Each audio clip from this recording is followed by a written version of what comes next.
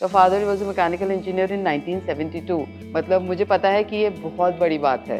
At that age, getting that kind of a degree. So it was purely new product development. Yes, क्या purely बात? new तो product development. basically he was a pioneer in this industry. He was a pioneer in introducing all these thermoplastics instead of thermosets. So whatever blocks that I had, those blocks were emotional blocks. Like I had some fears, some anxieties क्योंकि union भी हो चुकी थी, ये हुआ था वो हुआ था. ये जो क्रेडिबिलिटी या रेपुटेशन हमारी होती है ना, तो it will always keep us on our toes. जिम्मेदारी तो बढ़ती ही है, but I think that is the only way where we become better.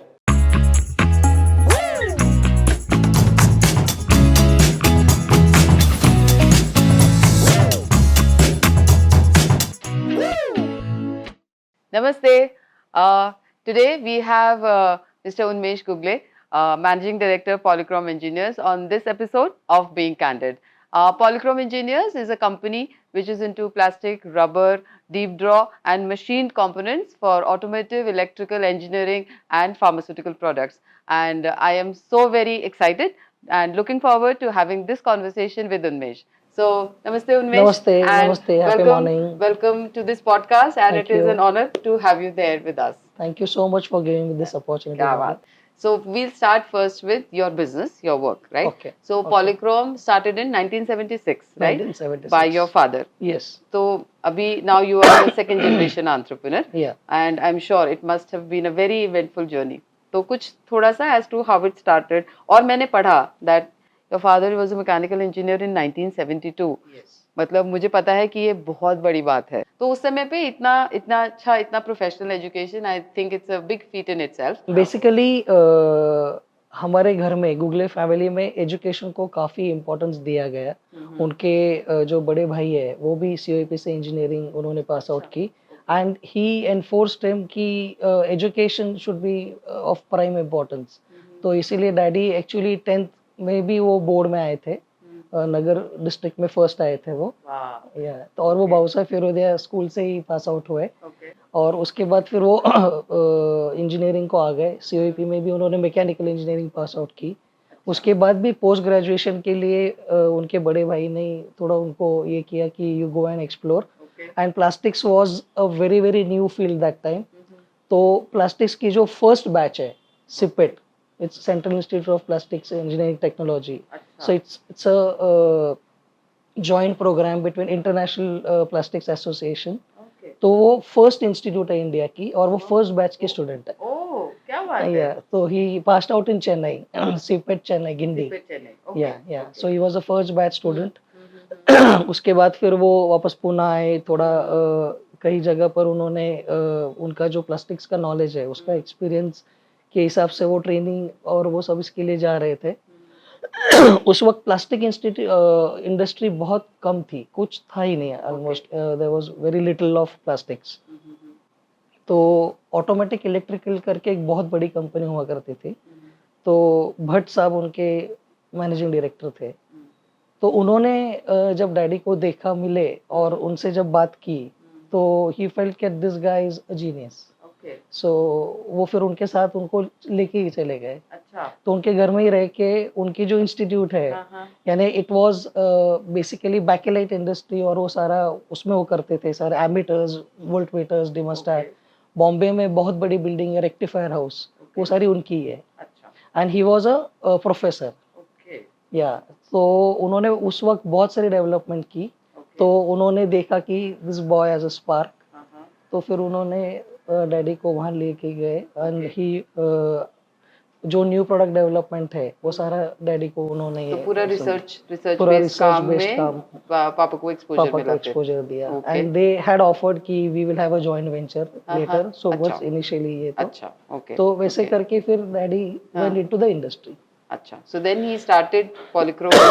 हाँ, तो फिर देन व्हाट हैपेंड कि ऑटोमेटिक इलेक्ट्रिकल के साथ इनिशियली न्यू प्रोडक्ट डेवलपमेंट वगैरह जो करना था, तो प्लास्टिक्स में उस वक्त जो रॉ मटेरियल यूज हुआ नहीं करते थे तो वो सारे इंट्रोड्यूस करके thermoplastics utilization in electrical ammeters, voltmeters, instruments. तो इसका सारा डैडी ने इंडिया में डेवलपमेंट किया. तो it was purely new product development. Yes, purely new product development. Basically, he was a pioneer in this industry. He was a pioneer in introducing all this thermoplastics instead of thermosets which was bakelite and all that. अच्छा, okay. तो फिर वो सारा उन्होंने development किया. Then as initially it was discussed कि there would be a plastics division which my daddy would handle.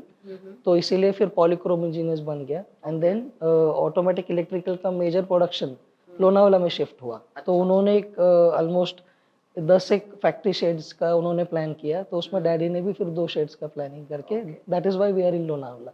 Okay. And then when did you get into business? Actually, all this business started from Mumbai itself around 73-74. Then we came to Lonavala. That was in 76. Since 1981, as a child, I am involved in the business.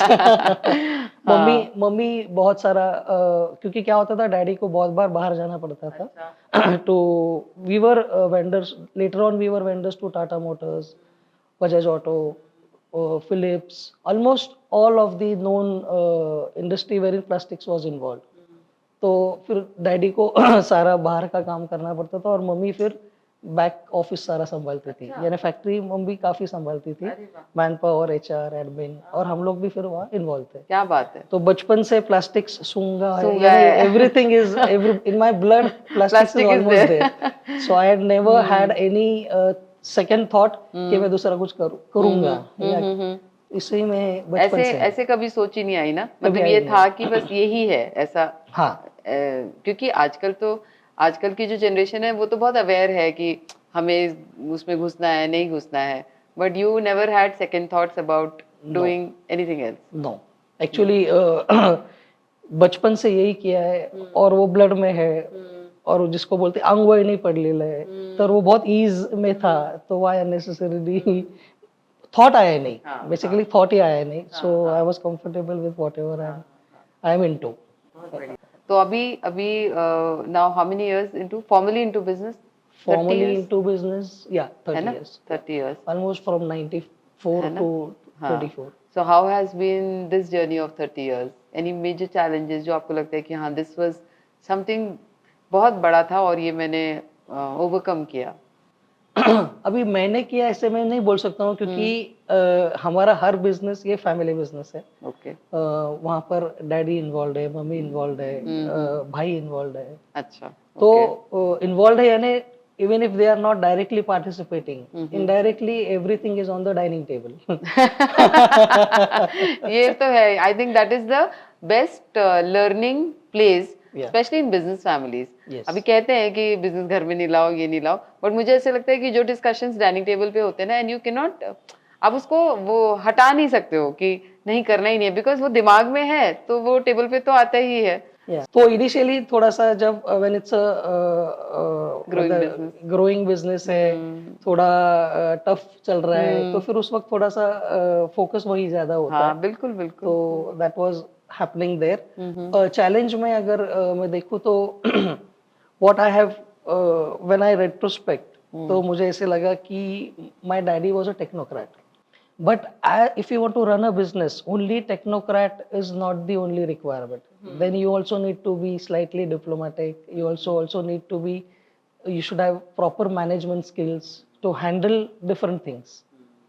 तो थोड़ा unionism उस वक्त काफ़ी चर्चा में था क्योंकि बॉम्बे में बहुत यूनियंस का उस वक्त पीरियड था. Lonavala was getting influenced more from Bombay. तो लेबर चैलेंजेस हो गए, एक ही टाइम दो यूनियंस हो गई. और फिर यूनियन अगर होने के बाद फिर जो कॉस्ट ऑफ प्रोडक्शन है, मैनेजमेंट है, ये तो फिर उस वक्त एक काफ़ी मेजर पीरियड आया कि जिसमें we were going to a very rough times. Lot of loans were there. Industry expansion के लिए उन्होंने काफ़ी मशीन्स खरीदे थे. तो वो जो नॉर्मल बिजनेस के चैलेंजेस है, कैश फ्लो, यूनियन, ये वो, तो वो एक पीरियड था कि जहाँ से आई बिकम स्लाइटली कॉशियस. तो that made an impact on the way I think. Before that my daddy has invested every penny into business. We had no other investments. Okay, we everything did not have any 100% savings. investment into हाँ, जो business. Sir बोलते हैं ना, अगर if you दाव लगाने तो अपने धंधे पे लगाओ, तो डैडी ने पूरा का पूरा दाव उस पे ही पूरा लगा का दिया। बिजनेस में ही लगा दिया। हाँ, तो वहां से मैं थोड़ा कॉशियस हो गया। हम्म। एंड हमारे जो सीए वो भी फिर बोले कि you should also have some parallel emergency funds and You all cannot this. put all your eggs in one या basket. बट उस वक्त ऐसे कभी लगा नहीं, कभी लगा नहीं। और टेक्नोक्रेट को कभी ऐसे लगता ही नहीं। But फिर business is not just technical thing ना, business is your finance management, your people management, your तो बहुत सारी चीजें प्ले में आती है ना। करेक्ट। आपकी बात कैसी हो रही है, आपका सीए कैसा है, आपका आपका all the pillars of business have to be taken care of. Yes. तो ये आई थिंक ये टेक्निकल बंदों में होता ही है ये चैलेंज, बहुत ज्यादा होता है। उनको लगता है कि उन्होंने एक मेजर कोई प्रोडक्ट डेवलप कर लिया तो बस हो गया, सब अच्छा हो गया, या they would want to be engrossed in technical things only. Yes, वहां so- से उनको सेंस ऑफ सेटिस्फैक्शन बहुत आता है। नहीं, और एक्चुअली उनको मिला भी, बहुत एप्रिसिएशन मिला। Like he was always being invited to ordnance factories for think tank committee. Only thing is कि he did not have the second line which could take care during that period. मम्मी तो थोड़ा सिर्फ production और इसमें involve थी, थोड़ा सा उस वक्त मैनेजमेंट पॉलिसीज या management techniques, I mean second line इतना शेडजी टाइप या एक सिंगल ओनर कंपनी के हिसाब से चलता था। दो पीरियड भी वैसे ही था। सबसे पहले तो what we did was we did a proper financial plan. तो फाइनेंशियल प्लान में जो आप बता रहे जैसे बास्केट्स होने चाहिए, तो वो बास्केट्स पहले क्रिएट किए। तो बैंक लोन वगैरह का भी जो, यानी मुझे ऐसे लग रहा है कि most of the times business में एक जो मेजर चैलेंज है कि फॉर फ्यूचर मैं कितना डेवलपमेंट में इन्वेस्ट कर रहा हूँ। that cannot be without any reserves, and you cannot invest each and everything into the future, for the future, and then the organization is not making any profit as of now. So वहाँ पर हम लोग ने थोड़ा we replanned it कि we will not invest 100% of the profits into the business. First we'll create the reserves, we'll first create the different baskets for family also, and then for the business. जैसे minimum अपन बोलते हैं कि हर आदमी के पास at least 3 months का amount उसके पास सेविंग्स में होना चाहिए to take care of any emergencies. तो ऐसे करते करते करते we started creating that different funds. So one was the financial planning. One that was you the did. financial planning. Then Okay. secondly, we were of the thought कि we should also have parallel units instead of running only one unit, and अगर कुछ issue आता है तो वो पूरा एक unit पे ही डिपेंडेंसी हो जाता है। So then we made a second unit in Pune. So we had parallel units so that वो जो यूनियन कल्चर का जो एक ये रहता है, और जो बेसिकली हम लोग जो सप्लाईज में है, every month we need to produce that much parts and complete the production schedules. तो उस पर काफ़ी प्रेशर आता है। तो so plan B should also be ready. तो हम लोग ने और एक यूनिट बना दिया। So we had one unit in Pune then. So we were managing from that. Third जो लर्निंग मेरे लिए थी, it is not necessary that everything should be produced in house. You can also subcontract few things and get it done, and you manage the quality and the productions and outsourcing supplies. किया Outsourcing बहुत किया। तो फिर वो that was my It eases the pressure of your it eases operations. my pressure, na? and also the seasonal variations whatever they are in the schedule. हाँ. At least I have my team of suppliers also which can support me Right. during this period. Right. बिल्कुल, तो क्योंकि that आप was कितना also- कितना invest करोगे ना, Yeah. how much of capability building कितनी करोगे, तो उससे तो अच्छा है कि you can outsource something, तो why not? Yeah. हाँ, So that was more of like that. Fourth, what I thought was, what is our USP? We should focus on that.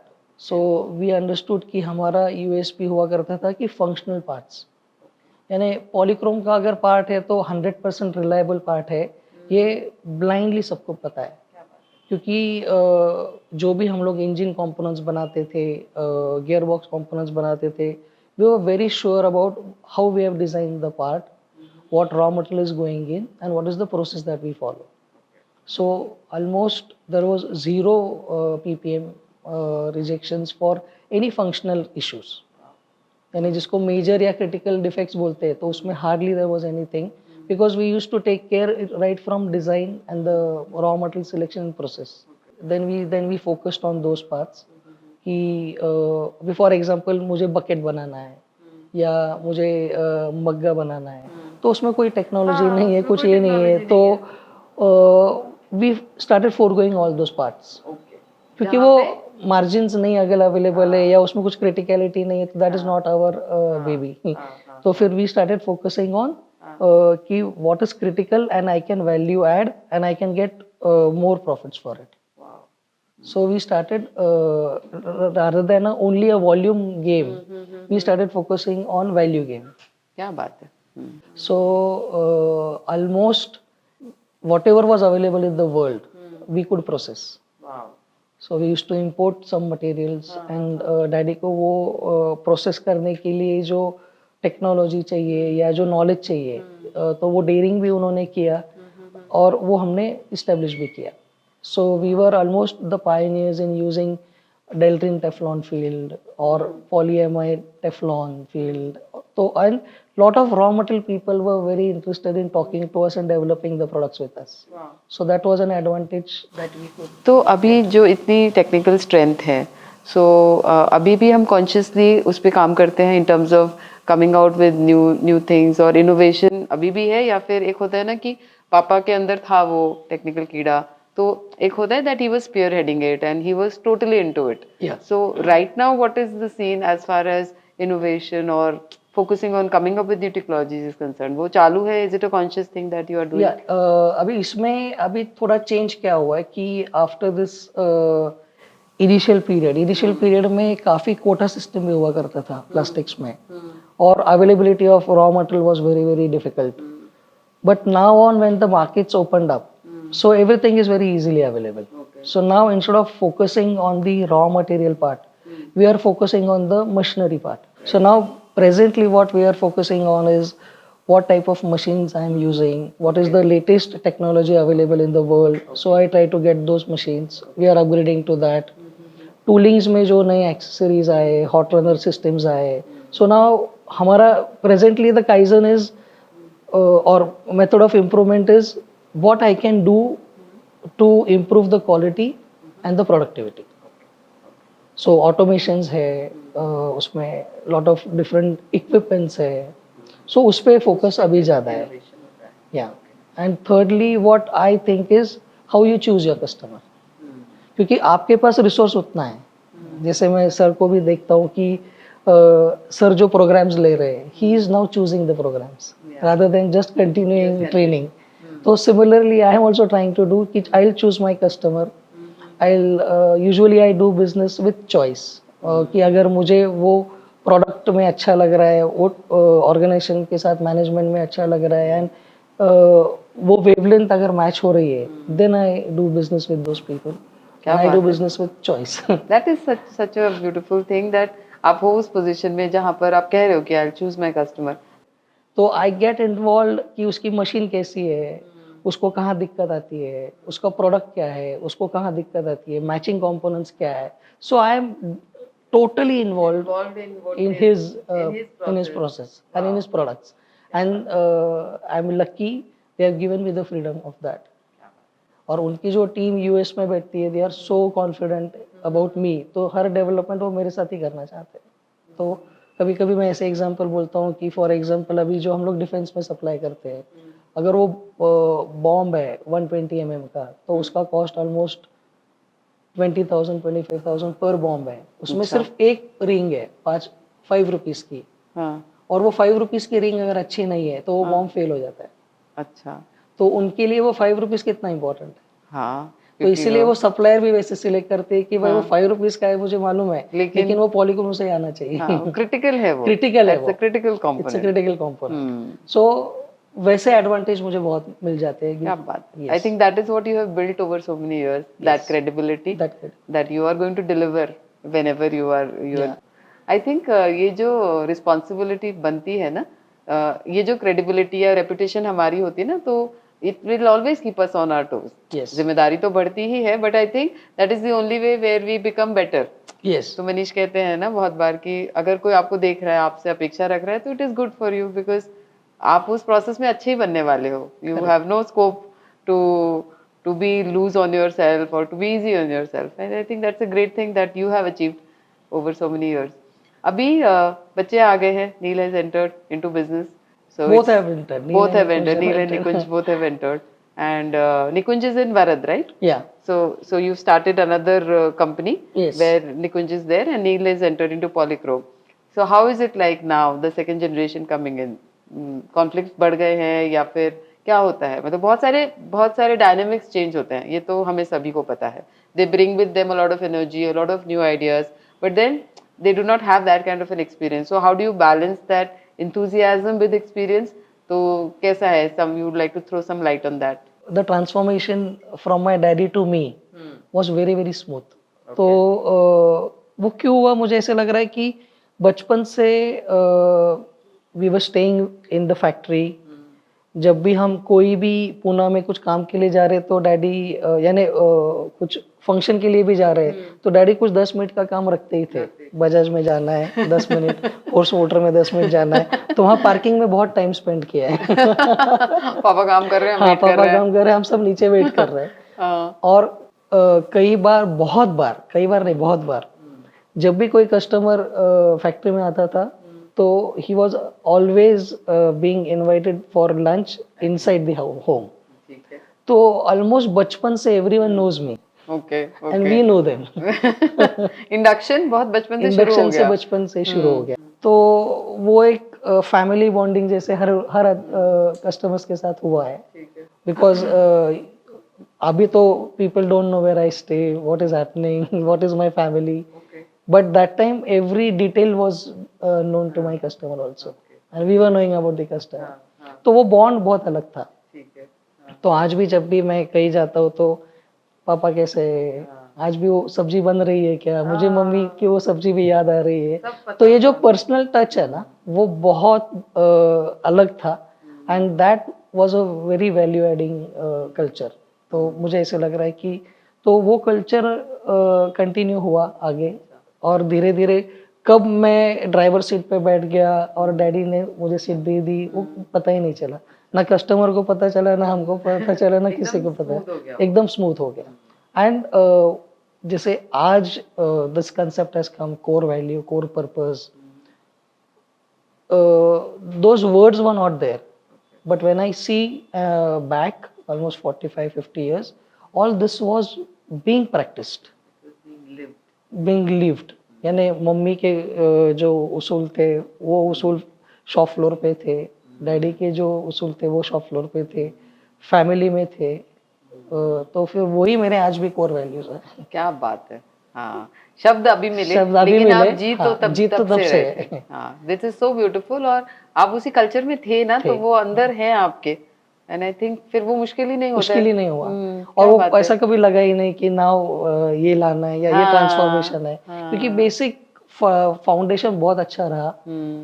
So I am blessed कि ऐसे family में मैंने जन्म लिया और इस तरह से मेरी परवरिश हुई. वाह. तो वो टच जो है वो फिर अभी फैमिली वैल्यूज में ज्यादा करके है कि कोर वैल्यूज जो घर में है. तो घर में आज भी दादाजी कैसे काम कर रहे, हाउ मच इज इन्वॉल्व, यानी हम लोग कितना इन्वॉल्व है, घर में कितना हेल्प करते हैं. आज भी जो भी ड्यूटीज है किचन के, डाइनिंग के, तो हमारे घर में थोड़ा वो है कि own ladies work and males don't work, ऐसा कुछ नहीं है. So everything is right from childhood we are involve. तो फिर वो इन्वॉल्वमेंट आज भी है. तो उस तरह से फिर वो इजी हो गया कल्चर डेवलपमेंट की वजह से फैमिली में से. Secondly what I have thought is कि if my kids become mature enough and they have a proper understanding and responsibility, अगर उनको रिस्पॉन्सिबिलिटी लेना आता है so then that is enough. तो फिर बाकी तो वो हो ही जाएगा. ऐसे मुझे लगता है कि instead of pushing and pushing, what my way of thinking is कि आप उनको एक अच्छा इंसान बनाओ, बस हो गया. नील ने जब इंजीनियरिंग कंप्लीट की so I wanted him to take some experience because I have never worked in any big organization. Or I was a trainee engineer in Thermax. Only that much. After that I have not worked. So एक discipline और आदत के लिए then Neil used to go to Force Motors for 6 months, then run engineers 6 months. Then he went 1 year to Mercedes. Wow. Yeah. तो he got selected from the college. तो मैं बोला कि अगर अपॉर्चुनिटी है, कॉलेज से सिलेक्शन है, बाद में एक्सपीरियंस के लिए भी कोई अलाउ नहीं करेगा, सो आप अभी कर लो. Initially what I have done is like I have asked him to take the orientation of all the departments, like handling production, handling quality, handling HR, finance, and sales and development. And then later on, what we are planning is for one more additional unit, wherein he independently builds it from scratch, Okay. so that he also gets the flavor of creating something of his own. अगर वो कभी कभी miss हो जाता है ना, तो daddy का है. डैडी का है. तो मुझे कभी ऐसे लग रहा है कि आप डिसाइड करके एक बना लो और एक यूनिट एडिशनल. फिर वो ज्यादा तो फिर वो ओनरशिप उसका भी आती है. ओनरशिप आती है, और वो ये नहीं होता है कि मैं तो गद्दी पे आके बैठ गया. वो क्या एक होता है, sense of achievement सेंस तो ऑफ चाहिए ना. अचीवमेंट भी है, और वो एक ये भी रहता है कि I have also created something. तो सर तो वो एक प्लान है. We were thinking of something new, and that should be something wherein I have my own product. Okay. And that should be a technology product. तो कई तो पिछले 10-20 साल में मुझे ऐसे लग रहा था कि मेरा खुद का प्रोडक्ट अभी कुछ नहीं है. So I am a service oriented, और जो भी है मैं दूसरे को सप्लाई कर रहा हूँ. अगर मेरा खुद का प्रोडक्ट है तो then I can explore the entire world. वो एक दिमाग में था. तो universe supports you when you are in that zone. तो वो आ गया. तो बेसिकली निकुंज का भी कंप्लीशन हो रहा था, and we were thinking of some additional line of business, कि जिसमें so that both the kids will also focus and family expansion अच्छा होगा, and we will have different baskets of business also. I have known you now for so many years, and you have, जो मेरे को एक impression है ना, वो है कि you were very spiritual with the kinds of questions. तो मुझे कभी कभी बीच में लगता भी था कि business तो ऐसे हो रहा है, मतलब. But now when I look at the way you are invested in business, I feel there's a huge difference in the way you are looking at business now. मतलब बीच में I thought कि काफी complacency है कि ठीक है, चलो हो रहा है, चल रहा है, बच्चे देख लेंगे. But now I think that you are too much, मतलब अच्छे से आप invested हो, and you're thinking of growing and expanding and now into this product development, another business. So you think कुछ हुआ life में that your ट्रांसफॉर्म में. हाँ, कुछ आया, anything happened? थोड़ा सा पहले जब मैं बिजनेस कर रहा था डैडी के साथ, और एक बिजनेसमैन था, एंटरप्रेन्योर नहीं था, बिजनेसमैन था. तो बिजनेसमैन को हर जगह हर चीज में सिर्फ मनी दिखता है. ठीक. तो एक तो मारवाड़ी फैमिली से हूँ, बिजनेस फैमिली से हूँ, तो everyone everywhere was talking only about कितना कमाया, अच्छा, कितना धंधा किया, कितना धंधा किया, कितना कमाया, कितना धंधा किया, कितना कमाया. और वो एक रैट रेस है. हाँ, उसका कोई अपर लिमिट है ही नहीं ना. और उसके लिए कितना क्या क्या सैक्रिफाइस कर रहे हैं, इसका लिमिट ही नहीं है. तो एक डिसइल्यूजनमेंट आ जाता है कि मैं किस चीज के पीछे भाग रहा हूँ. हाँ, ठीक तो है. क्यों भागना है? हाँ, क्यों ये भागना मेरा है? क्वेश्चन हमेशा ये रहा. लॉट्स ऑफ क्वेश्चन, क्यों भागना है, क्यों कर रहे हैं हम ये? सर के साथ मैंने इसके ऊपर बहुत डिबेट किया है. लाइक मेरे जब EEP 8 में मैं जब ज्वाइन हुआ, तो मैं हमेशा सर के साथ पहले डिबेट करता, सर क्यों भागना है, क्यों भागना है, क्यों बनाना है, क्यों बनाना है, और क्यों लाइफ को मिजरेबल करना है. तो वो ये हुआ करता था, लेकिन सर ने बहुत बार मुझे वही समझाया कि क्या लाए थे, क्या ले जाना है. तो सर बोलते ये रात को बोलने का, सुबह नहीं.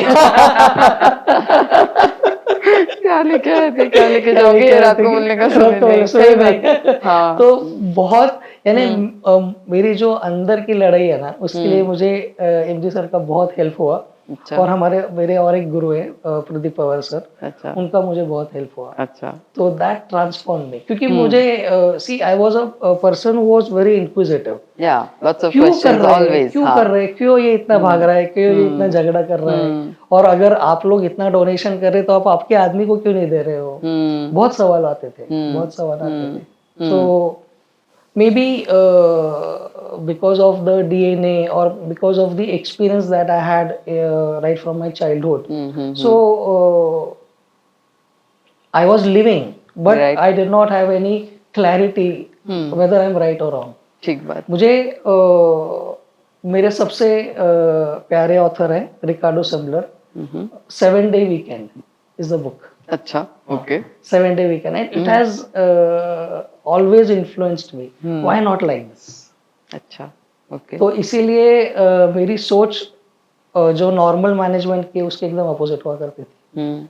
तो इसलिए मुझे वो कंफर्ट ही नहीं आ रहा था. और फिर अंदर से आवाज नहीं है लेकिन प्रैक्टिकली तो वो करना है. हाँ. तो वो बहुत दिक्कत हो रही थी मुझे. तो कैसे किया? How did you? हाँ, तो फिर वो जो whatever was my doubts and questions about the way life is, तो वो मुझे उसके बहुत सारे आंसर्स प्रदीप पवार सर के पास मिले. क्योंकि क्या होता था, डैडी भी एक बिजनेस कल्चर से है, मेरे आजू बाजू के लोग भी सारे बिजनेस कल्चर से है. Secondly they have seen lot of tough times, so they were very very cautious, very very worried कि कभी छोड़ना नहीं चाहिए, छोड़ना नहीं चाहिए. और कुछ अच्छा हो रहा है तो अभी कुछ बुरा भी होने वाला है. हाँ हाँ हाँ. अच्छा. अंदर से एक अलग ये था कि पीस नहीं है लाइफ में. और हर जगह then I had to put efforts to get it done. So okay, I was continuing with that as a duty. But जब फिर जो उसके साथ जो अलाइनमेंट है, तो फिर वो सारा मेरा whatever blocks that I had, I call it blocks because those blocks were emotional blocks. Like I had some fears, some anxieties, क्योंकि यूनियन भी हो चुकी थी, ये हुआ था, वो हुआ था, वो सब. हाँ, ट्रॉमा है वो सब चीज़ों का. फिर क्यों ये सब उनके लिए करना है. तो एक वो थोड़ा सा एंगर भी था, किस लिए, फिर उनका क्यों मैं भला सोचूं, या ऐसा मैं क्यों करूं, किसी के बारे में मैं क्यों सोचूं, सेल्फिशनेस क्यों नहीं चाहिए फिर अगर ये सब है तो ये सारा ये हुआ था. फिर सेकेंडली जो लैक रहता है कि हमारा इतना अच्छा चल रहा था, we were doing fantastically nice, but फिर ये एक इंसिडेंट हो गया और फिर then we came to the end, यानी सारा कोलैप्स हो गया. Then again we have to rebuild. तो ये सारे जो नेगेटिव इंसिडेंसेस हुए थे, या फैमिली में भी भाई भाइयों का जो रिलेशनशिप है, तो व्हाई आर ऑलवेज वी सो क्या बोलते हैं वो ऐसे बहुत बड़े जॉइंट फैमिली में कैसे रहता है वो, एक जाल है. और एक वो एक कंपैरिजन भी है इनडायरेक्ट. वो कोई सामने बोलता नहीं है लेकिन एक इनडायरेक्ट कंपैरिजन भी है वो, कि उसका बहुत अपना नहीं चल रहा है, ये हो रहा है, वो हो रहा है. तो ये सारा मेरे अंदर में इमोशनली काफी डिस्टर्ब कर रहा था. क्योंकि मैं फिर साथ जाते क्यों हो अगर आपको वहां पर ही कंफर्ट ही नहीं है, लेकिन जाके आना है फिर वापस वही डिस्कशन करना. तो ये सारा जो ये है, तो उसमें से थोड़ा चेंज मुझे मिला. जब मुझे सर मिले प्रदीप पवार सर, तो बहुत कुछ उनसे मुझे समझ आई. समझ आने के बाद I have worked on myself to remove all those negativity. क्या बात है. all those blocks. जिसको मैं बोलता हूँ कि practical life में कैसे रहना है and what is the ultimate purpose of life. So whatever negativity और जो हम लोग बोलते हैं मेरे लिए उंदीर, मेरी जो belief systems थी, I have revisited all my beliefs. I used to write and write. And then I cleansed all this. वो जो जब भी मेट में है ना कि वो लिख के उसको जला करके जला देना है. तो वैसे कर करके जैसे जैन समाज में भी हम लोग बोलते प्रतिक्रमण करना.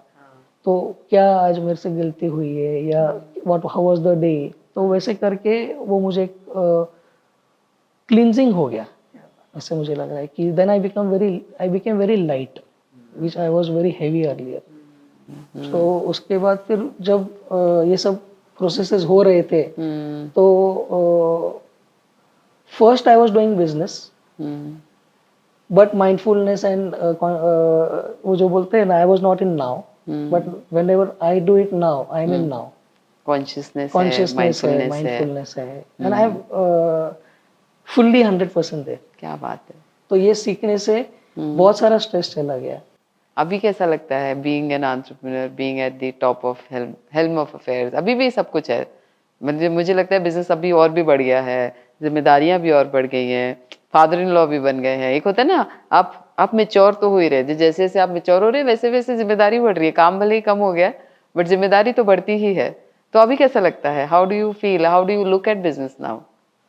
नहीं, बेसिकली आई नेवर फील कि जिम्मेदारी है. अच्छा, I am loving it. Okay. So whatever I love I do.